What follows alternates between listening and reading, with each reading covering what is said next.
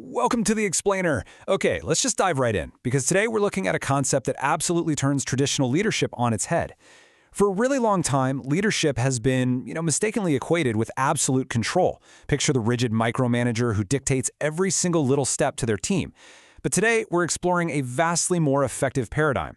We're going to unpack exactly how leaders can transform from top-down dictators into true empowerers, all by using a battle-tested military philosophy known as mission command. To really grasp why this matters, we first need to look at what happens when you do the exact opposite. Meet Confederate Major General Earl Van Dorn. In early 1862, this was a commander utterly obsessed with personal glory and absolute unwavering control. During the Battle of Pea Ridge, Van Dorn became basically the ultimate cautionary tale of what happens when a leader relies on sheer force of will and intense micromanagement instead of actually building mutual trust with his team. And honestly, it brilliantly illustrates how incredibly fast a micromanaged plan can just fall apart. Looking at this 5-day stretch, we're seeing a masterclass in failed leadership. On March 4th, Van Dorn ordered his men on this freezing, exhausting march with barely any food, just completely ignoring logistical realities. By the 6th, against the direct advice of his experienced subordinates who literally begged him to let his exhausted men sleep, he ordered this convoluted night march. Because he never shared his true intent or trusted his commanders on the ground, his fragmented attack failed miserably on the 7th. And by March 8th, his army suffered a total rout. He demanded absolute control, and in doing so, he lost the whole shebang. So, we've clearly seen the cost of micromanagement. Here is our roadmap for the rest of this explainer. First, the cost of micromanagement, which we just covered. Next, enter mission command. Then the 6 core principles, historic triumphs of trust, and finally, empowering your own team. All right, let's move from the chaos of control to Section 1, enter mission command, a proven solution.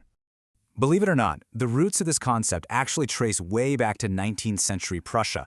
After suffering just disastrous defeats at the hands of Napoleon in 1806, the Prussian military realized their highly centralized top-down command structure was a fatal weakness. They desperately needed flexibility. So they developed a concept called Auftrags tactic.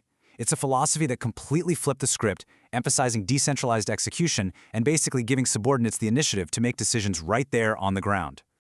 Fast forward to today, and this concept has evolved directly into modern U.S. Army doctrine, specifically ADP 6-0.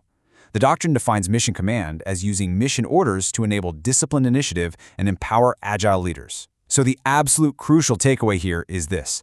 As a leader, your job is to focus on the desired outcome, the what and the why, and trust your agile, adaptive leaders on the ground to figure out the how. But how do you actually balance that in practice? Well, think of leadership as a really delicate balancing act. On one hand, we have the art of command. This is the deeply human-centric side. It's about leadership, timely decision-making, and most importantly, establishing mutual trust. On the other hand, we have the science of control, the networks, the systems, the regulations, and all those procedures. True mission command isn't about just abandoning all the rules. It's about dynamically balancing the rigid science of control with the very human art of command. Let's break down how this works. Section 2. The 6 core principles of mission command. These 6 principles form the real backbone of this explainer.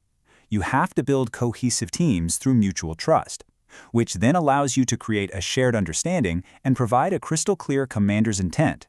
From there, your team can exercise disciplined initiative using mission orders. And this allows you, the leader, to accept prudent risk. I really want to emphasize this point. By relinquishing a degree of control and accepting that prudent risk, you actually become vastly more powerful as a leader, not less. To see how powerful this is in action, let's look at Section 3, Triumphs of Trust, when empowerment won the day. During World War II, at the river crossing in Nijmegen, Major Cook of the 354 Parachute Infantry Regiment absolutely proved the value of building trust. He had spent months in England developing a highly cohesive team through intense training and shared hardships. Because his men deeply knew each other's strengths and weaknesses, they had incredible mutual trust. So, when the sheer chaos of a combat river assault kicked off, that trust enabled rapid, independent, and ultimately victorious action down at the absolute lowest levels. Jumping forward a bit to 2003, during the Thunder Run in Baghdad, Colonel Perkins leaned heavily on command stability. By keeping his unit roles stable and focusing on intensive collective training before the invasion, he fostered an environment where his subordinates could dynamically adapt in a ridiculously complex and unpredictable urban setting. Perkins later described this mutual trust as the absolute bedrock of mission command. And back during the legendary drive to Bastogne in World War II, we see a textbook application of providing clear intent. Higher command didn't micromanage the routes or the tactics. No, they simply assigned an axis of advance. They gave their trusted teams the what and the why, and literally handed those subordinate commanders total flexibility to formulate their own execution plans.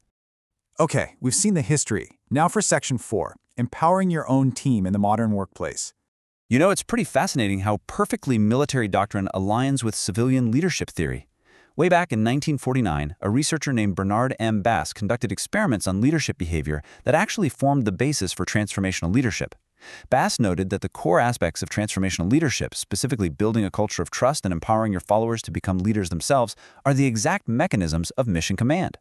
Empowering subordinates is a universally recognized gold standard of leadership, whether you are taking a hill in combat or just leading a project in the boardroom. So how do we operationalize this? Well, there are exactly 7 daily actions you can immediately apply in your own corporate or office setting to cultivate this kind of mission command environment. And just look at how seamlessly these map back to our core principles. Building team understanding and trust, along with caring for families, creates that foundational loyalty. Giving your team actual time to think and fostering a culture of getting to yes enables strategic, disciplined initiative.